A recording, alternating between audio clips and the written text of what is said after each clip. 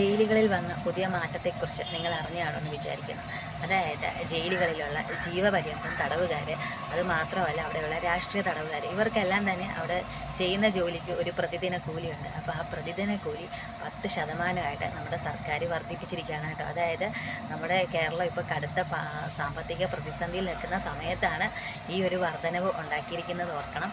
അത് മാത്രമല്ല, ഇവരിവിടെ നല്ല നല്ല കാര്യങ്ങളൊക്കെ ചെയ്തതുകൊണ്ടാണല്ലോ അവിടെ പോയി കിടക്കുന്നത്. അപ്പോൾ അവർക്ക് അവിടെ ഫുഡിന് ക്യാഷ് കൊടുക്കണ്ട, അക്കോമഡേഷൻ വേണ്ട, പിന്നെ അവർക്ക് പുറത്ത് പോകാനുള്ളൊരു ട്രാവൽ അലവൻസ് വേണ്ട.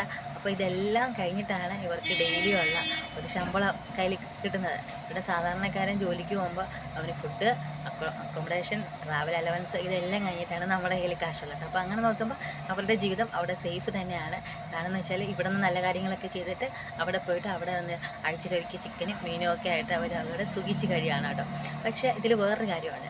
മുമ്പ് ജെസ്സിക്ക ലാൽ വധക്കേസിലെ പ്രതി പറഞ്ഞിട്ടുള്ള കാര്യമാണ്, എൻ്റെ പൊന്നാശൻ എനിക്ക് ഈ ജയിലിലെ ജീവിതമൊന്നും പറ്റത്തില്ല. കാരണം എന്ന് വെച്ചാൽ ഒരു 100 പേര് ഒരു കക്കൂസിന് വേണ്ടി രാവിലെ ക്യൂ നിൽക്കുന്ന കാര്യം വളരെ ബുദ്ധിമുട്ടാണ്. പക്ഷേ ഇതൊക്കെ വരുമ്പോഴും ഞാൻ അത് തന്നെയാണ് ഓർക്കുന്നത് കേട്ടോ.